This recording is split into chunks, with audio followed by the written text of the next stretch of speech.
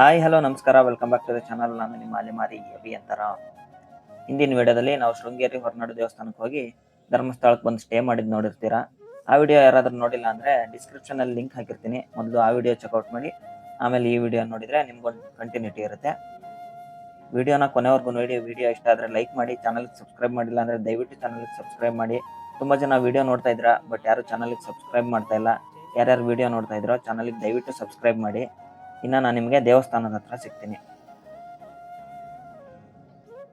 ಎದುರಿಗೆ ನೀವೇನು ನೋಡ್ತಾ ಇದ್ರಲ್ಲ, ಅದೇ ಮಂಜುನಾಥ ಸ್ವಾಮಿ ದೇವಸ್ಥಾನ. ಈ ದೇವಸ್ಥಾನ ಬೆಳಗ್ಗೆ 6 ಗಂಟೆಯಿಂದ ಮಧ್ಯಾಹ್ನ 2:30ವರೆಗೂ ಮತ್ತೆ ಸಂಜೆ 5 ಗಂಟೆಯಿಂದ ರಾತ್ರಿ 9 ಗಂಟೆವರೆಗೂ ಓಪನ್ ಇರುತ್ತೆ. ಅದಲ್ಲದೆ ಬೆಳಗ್ಗೆ 11 ಗಂಟೆಯಿಂದ ಮಧ್ಯಾಹ್ನ 3 ಗಂಟೆ ಮತ್ತೆ ಸಂಜೆ 7:30ಯಿಂದ ರಾತ್ರಿ 10 ಗಂಟೆವರೆಗೂ ಅನ್ನಪ್ರಸಾದನೂ ಇರುತ್ತೆ. ಲಾಸ್ಟ್ 1.5 ವರ್ಷದಲ್ಲಿ ದೇವಸ್ಥಾನದ ಬಗ್ಗೆ ಏನೇನಾಯ್ತು ಅನ್ನೋದು ನಿಮ್ಗೆಲ್ಲ ಗೊತ್ತೇ ಇರುತ್ತೆ. ಆದ್ರೆ ಇಲ್ಲಿವರೆಗೂ ಯಾವುದೇ ಆರೋಪಗಳು ಪ್ರೂವ್ ಆಗಿಲ್ಲ. ನಮ್ಮ ಭಕ್ತಿ ಮತ್ತೆ ನಮ್ಮ ನಂಬಿಕೆ ಈ ದೇವಸ್ಥಾನದ ಮೇಲೆ ಯಾವತ್ತೂ ಕಮ್ಮಿ ಆಗಿಲ್ಲ. ಯಾಕಂದ್ರೆ ನಾನು ಈ ದೇವಸ್ಥಾನಕ್ಕೆ ಇವತ್ತು ನಿನ್ನೆಯಿಂದ ಬರ್ತಾ ಇರೋದಲ್ಲ, ಆಲ್ಮೋಸ್ಟ್ ಒಂದು 20-25 ವರ್ಷದಿಂದನೂ ಬರ್ತಾ ಇದ್ದೀನಿ. ಸೊ ನನಗೆ ಈ ದೇವಸ್ಥಾನದ ಬಗ್ಗೆ ತುಂಬಾನೇ ನಂಬಿಕೆ ಇದೆ. ಮೊದಲೆಲ್ಲ ದರ್ಶನಕ್ಕೆ ಲೈನಲ್ಲಿ ನಿಂತ್ಕೊಂಡು 3-4 ಗಂಟೆ ಕಾಯ್ಬೇಕಾಗ್ತಾ ಇತ್ತು. ಆದ್ರೆ ಈಗ ಸಿಸ್ಟಮ್ ಸ್ವಲ್ಪ ಚೇಂಜ್ ಮಾಡಿದ್ದಾರೆ. ದೊಡ್ಡ ದೊಡ್ಡ ಹಾಲ್ಗಳು ಮಾಡಿದ್ದಾರೆ. ಈ ತಿರುಪತಿಗೆ ಹೋಗಿದ್ರೆ ನಿಮ್ಗೆ ಗೊತ್ತಿರುತ್ತೆ, ಅಲ್ಲೆಲ್ಲ ಹಾಲಲ್ಲೆಲ್ಲ ಕೂರಿಸಿ ಆಮೇಲೆ ನಿಮ್ಗೆ ದರ್ಶನಕ್ಕೆ ಬಿಡ್ತಾರೆ. ಸೊ ಅದೇ ತರನೇ ಇಲ್ಲೂ ಹಾಲ್ಗಳನ್ನ ಮಾಡಿದ್ದಾರೆ. ಹಾಲಲ್ಲಿ ಕುತ್ಕೊಂಡು ನೀವು ದರ್ಶನದ ಟೈಮಿಗೆ ವೇಟ್ ಮಾಡ್ಬೋದು. ಹಾಲಲ್ಲಿ ನಿಮಗೆ ಟಿವಿಗಳನ್ನ ಹಾಕಿದ್ದಾರೆ. ಟಿವಿಗಳಲ್ಲಿ ನಿಮ್ ದೇವಸ್ಥಾನದ ಬಗ್ಗೆ ಬೇರೆ ಬೇರೆ ಇನ್ಫಾರ್ಮೇಶನ್ ಎಲ್ಲ ಬರ್ತಾ ಇರುತ್ತೆ. ಅಲ್ಲದೆ ನಿಮ್ದು ದರ್ಶನ ಯಾವ ಟೈಮಿಗೆ ಆಗ್ಬೋದು ಅನ್ನೋದು ಒಂದು ಟೈಮ್ ತೋರಿಸ್ತಾ ಇರ್ತಾರೆ.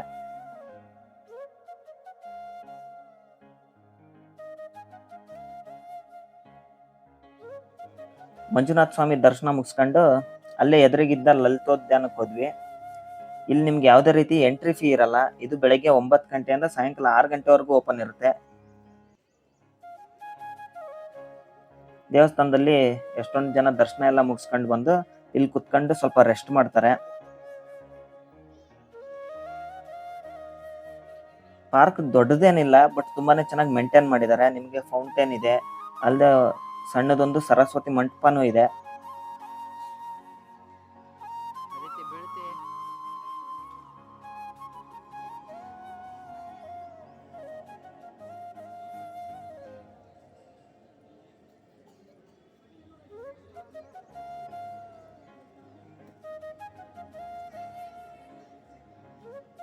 ಪಾರ್ಕಿನ ಮಧ್ಯದಲ್ಲಿ ಒಂದು ಅಕ್ವೇರಿಯಂ ಕೂಡ ಇದೆ.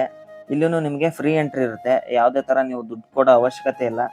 ಒಳಗಡೆ ಬೇರೆ ಬೇರೆ ಬಣ್ಣದ್ದು ಮತ್ತೆ ಬೇರೆ ಬೇರೆ ತರದ ಮೀನುಗಳು ನೋಡಕ್ ಸಿಗ್ತವೆ. ನಿಮ್ ಜೊತೆ ಮಕ್ಕಳೇನಾದ್ರು ಇದ್ರೆ ತುಂಬಾನೇ ಇಷ್ಟಪಡ್ತಾರೆ. ಅಕ್ವೇರಿಯಂನ ಅಕ್ಕಪಕ್ಕ ಸಣ್ಣ ಸಣ್ಣ ಕೊಳಗಳು ಇದೆ. ಅದ್ರಲ್ಲೂ ನಿಮ್ಗೆ ಬೇರೆ ಬೇರೆ ತರದ ಮೀನು ಮತ್ತೆ ಆಮೆ ನೋಡಕ್ ಸಿಗ್ತವೆ.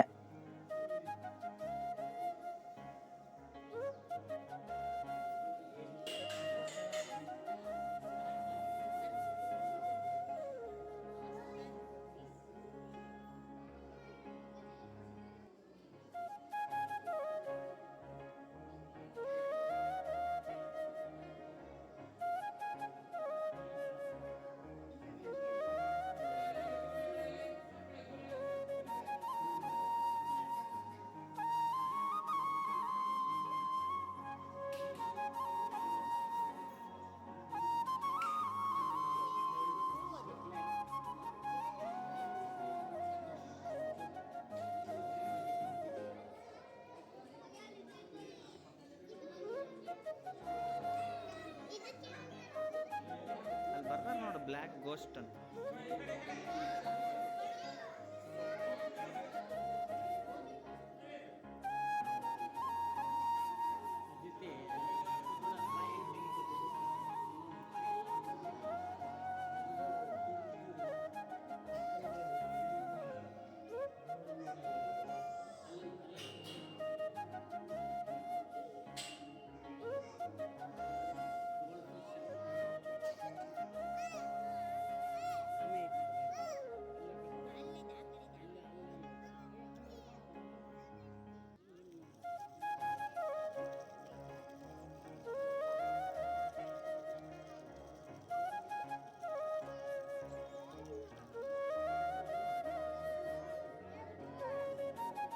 ಇದನ್ನೆಲ್ಲ ನೋಡ್ಕೊಂಡು ಮುಂದೆ ನಾವು ಹೋಗಿದ್ದೆ ಮಂಜುಷಾ ಮ್ಯೂಸಿಯಂಗೆ. ಇದು ದೇವಸ್ಥಾನದಿಂದ ಒಂದು 200ರಿಂದ 300 ಮೀಟರ್ ದೂರದಲ್ಲಿದೆ ಅಷ್ಟೇ. ಈ ಮ್ಯೂಸಿಯಂ ಕೂಡ ನಿಮಗೆ ಬೆಳಗ್ಗೆ 9:30ಯಿಂದ ಸಾಯಂಕಾಲ 5:30ವರೆಗೂ ಓಪನ್ ಇರುತ್ತೆ. ಇಲ್ಲಿ ಒಬ್ಬರಿಗೆ 20 ರೂಪಾಯಿ ಟಿಕೆಟ್ ಚಾರ್ಜ್ ಮಾಡ್ತಾರೆ. ಮ್ಯೂಸಿಯಂ ಒಳಗೆ ಬರ್ತಿದ್ದಂಗೆನೆ ನಿಮಗೆ ಮೋರಿಸ್ ಮೈನರ್ ಅನ್ನೋ ಕಾರ್ ನೋಡಕ್ ಸಿಗುತ್ತೆ. ಅಲ್ಲಿಂದ ಸ್ವಲ್ಪ ಮುಂದೆ ಹೋದ್ರೆ ಹಿಂದಿನ ಕಾಲದಲ್ಲಿ ದೇವಸ್ಥಾನದಲ್ಲಿ ಉಪಯೋಗಿಸ್ತಿದ್ದ ದೊಡ್ಡ ದೊಡ್ಡ ಪಾತ್ರೆಗಳು ನೋಡಕ್ ಸಿಗ್ತವೆ. ಈ ಮ್ಯೂಸಿಯಂನಲ್ಲಿ ಹರಪ್ಪ ನಾಗರಿಕತೆಯ ಅವಶೇಷಗಳು, ಹಳೆ ಕಾಲದಲ್ಲಿ ಉಪಯೋಗಿಸ್ತಿದ್ದ ಪೂಜಾ ಸಾಮಗ್ರಿಗಳು, ಬೇರೆ ಬೇರೆ ದೇವರ ವಿಗ್ರಹಗಳು, ತಾಳೆಗರಿ ಶಾಸನಗಳು, ಸಂಗೀತ ವಾದ್ಯಗಳು, ಹಳೆ ಟೇಪ್ ರೆಕಾರ್ಡರ್ಗಳು, ರೇಡಿಯೋಗಳು, ಟೆಲಿಫೋನು, ವಿಡಿಯೋ ಕ್ಯಾಮ್ರಾಗಳು, ಆಯುಧಗಳು, ಬೈನಾಕ್ಯುಲರ್ಸ್, ಟೈಪ್ ರೈಟರ್, ಹೊಲಿಗೆ ಯಂತ್ರ, ಕ್ಯಾಲ್ಕುಲೇಟರ್, ಹಳೆ ಕಾಲದ ನೋಟು, ನಾಣ್ಯ, ಚರಕ ಯಂತ್ರ, ಇಸ್ತ್ರಿ ಪೆಟ್ಟಿಗೆ, ಹಿಂದಿನ ಕಾಲದಲ್ಲಿ ಬಳಸ್ತಿದ್ದ ಡೆಕೋರೇಟಿವ್ ಐಟಮ್ಗಳು, ಮತ್ತೆ ಆನೆದಂತದಲ್ಲಿ ಕೆತ್ತಿರುವ ವಿಗ್ರಹಗಳು, ಹಳೆ ಕಾಲದ ಬೀಗಗಳು, ಬಾಚಣಿಕೆಗಳು, ಮಕ್ಕಳ ಆಟದ ಸಾಮಾನುಗಳನ್ನು ನೋಡಕ್ ಸಿಗ್ತವೆ. ಈ ಮ್ಯೂಸಿಯಂ ಮಾತ್ರ ತುಂಬಾನೇ ಚೆನ್ನಾಗಿದೆ. ನೀವೇನ್ 20 ರೂಪಾಯಿ ಕೊಡ್ತಿರಲ್ಲ, ಅದು ವರ್ತ್ ಇದೆ ಈ ಮ್ಯೂಸಿಯಂ ನೋಡಕ್ಕೆ. ಈ ಮ್ಯೂಸಿಯಂ ಎಷ್ಟು ದೊಡ್ಡದಿದೆ ಅಂದ್ರೆ ಇದ್ರ ಟೋಟಲ್ ಏರಿಯಾ 1.04 ಲಕ್ಷ ಚದರ ಅಡಿ ಇದೆ. ಅಂದ್ರೆ ನೀವು ಇದನ್ನ ಕಂಪ್ಲೀಟ್ ಆಗಿ ಕವರ್ ಮಾಡ್ಬೇಕು ಅಂದ್ರೆ ಏನಿಲ್ಲ ಅಂದ್ರೂ 1.5ರಿಂದ 2 ಗಂಟೆ ಬೇಕಾಗುತ್ತೆ. ಬಟ್ ನೀವು ಒಂದ್ಸರಿ ಒಳಗ್ ಹೋದ್ಮೇಲೆ ಒಂದು ಬೇರೆ ಲೋಕದ ತರನೇ ಇದೆ. ಇಲ್ಲಿ ಟೋಟಲ್ 8,000ಕ್ಕೂ ಹೆಚ್ಚು ಕಲಾಕೃತಿಗಳಿದಾವೆ. ಈ ಮ್ಯೂಸಿಯಂನಲ್ಲಿ ಏನೇನ್ ಕಲಾಕೃತಿಗಳಿದಾವಲ್ಲ, ಅದು ಹಳೆ ಕಾಲದಲ್ಲಿ ಯಾವ ತರ ಇತ್ತು, ಯಾವ ತರ ಎವಲ್ಯೂಷನ್ ಆಗಿದೆ ಅಂತ ಕಂಪ್ಲೀಟ್ ಆಗಿ ನೀವು ಈ ಮ್ಯೂಸಿಯಂನಲ್ಲಿ ನೋಡ್ಬೋದು. ಮ್ಯೂಸಿಯಂನ ನೋಡ್ಕೊಂಡು ನಾನು ಹೋಗಿದ್ದೆ ಅನ್ನಪ್ರಸಾದಕ್ಕೆ. ಪ್ರತಿದಿನ ಧರ್ಮಸ್ಥಳದಲ್ಲಿ ಸಾವಿರಾರು ಜನ ಭಕ್ತಾದಿಗಳು ಅನ್ನಪ್ರಸಾದಕ್ಕೆ ಬರ್ತಾರೆ ಅನ್ನೋದು ಎಲ್ಲರಿಗೂ ಗೊತ್ತಿರೋ ವಿಷಯನೇ. ಧರ್ಮಸ್ಥಳದಲ್ಲಿ ದರ್ಶನ ಎಲ್ಲ ಮುಗಿಸ್ಕೊಂಡು ಮುಂದೆ ನಾವು ಹೊರಟಿದ್ದೆ ಸೌತಡ್ಕ ಗಣಪತಿ ದೇವಸ್ಥಾನದ ಕಡೆಗೆ. ಇದು ಧರ್ಮಸ್ಥಳದಿಂದ ಸುಮಾರು 18ರಿಂದ 20 ಕಿಲೋಮೀಟರ್ ದೂರ ಇದೆ. ಈ ದೇವಸ್ಥಾನ ಮೊದ್ಲಿಗೆ ಅಷ್ಟೇನು ಫೇಮಸ್ ಇರಲಿಲ್ಲ. ಈಗ ಒಂದ್ 4-5 ವರ್ಷದಿಂದ ತುಂಬಾನೇ ಫೇಮಸ್ ಆಗಿದೆ. ಧರ್ಮಸ್ಥಳಕ್ಕೆ ಬಂದವರು ತುಂಬಾ ಜನ ಇಲ್ಲಿಗೂ ಬಂದು ಹೋಗ್ತಾರೆ.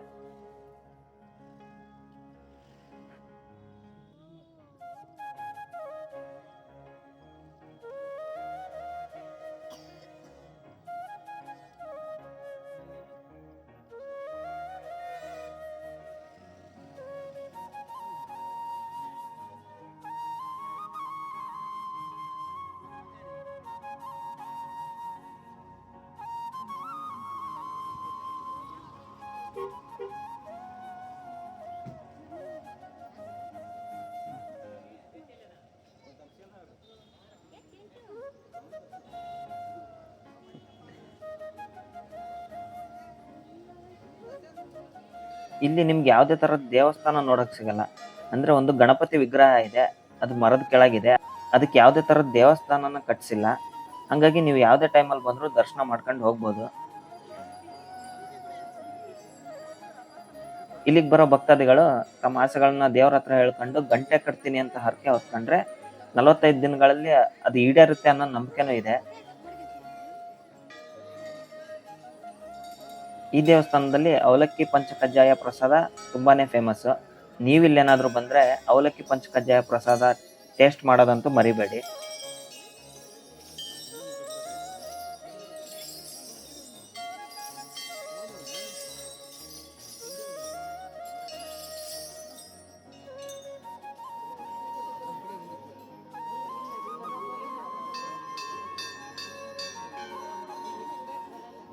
ಸೌತಡ್ಕಲ್ಲಿ ದೇವ್ರ ದರ್ಶನ ಮುಗಿಸಿ ಮುಂದೆ ನಾವು ಹೊರಟಿದ್ದೆ ಸುಬ್ರಹ್ಮಣ್ಯ ಕಡೆಗೆ.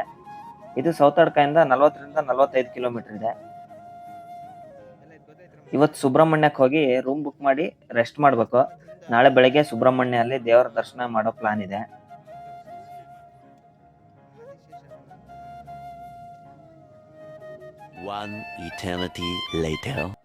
ಸಂಜೆ ಅಷ್ಟೊತ್ತಿಗೆ ಸುಬ್ರಹ್ಮಣ್ಯ ರೀಚ್ ಆಗಿ ರೂಮಿಗೆ ಚೆಕ್ ಇನ್ ಮಾಡಿ ದೇವಸ್ಥಾನದ ಹತ್ರ ಬಂದೆ. ಜನ ಅಂತೂ ತುಂಬಾನೇ ಇದ್ರು ದೇವಸ್ಥಾನದ ಹತ್ರ. ಈಗ ನಾನು ದರ್ಶನಕ್ಕೆ ಹೋಗೋ ಯಾವುದೇ ಪ್ಲಾನ್ ಇರಲಿಲ್ಲ.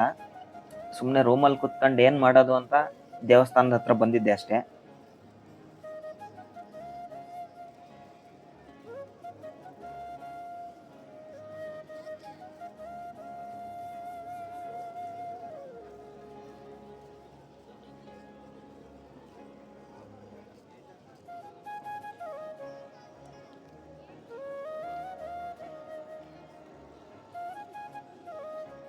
ದೇವಸ್ಥಾನದಲ್ಲೇ ಅನ್ನಪ್ರಸಾದ ಮುಗಿಸ್ಕೊಂಡು ವಾಪಸ್ ನಮ್ಮ ರೂಮ್ ಕಡೆ ಬಂದೆ.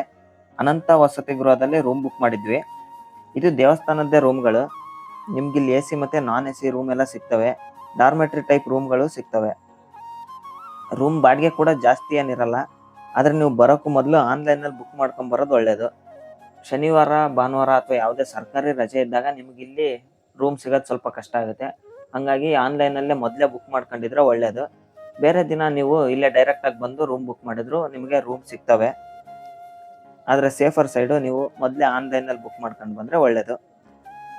ಈ ವಿಡಿಯೋನ ಇಲ್ಲಿಗೆ ಮುಗಿಸ್ತಾ ಇದ್ದೀನಿ. ವಿಡಿಯೋ ಇಷ್ಟ ಆಗಿದ್ರೆ ಲೈಕ್ ಮಾಡಿ, ಚಾನಲ್ಗೆ ಸಬ್ಸ್ಕ್ರೈಬ್ ಮಾಡಿಲ್ಲ ಅಂದರೆ ದಯವಿಟ್ಟು ಚಾನಲ್ಗೆ ಸಬ್ಸ್ಕ್ರೈಬ್ ಮಾಡಿ.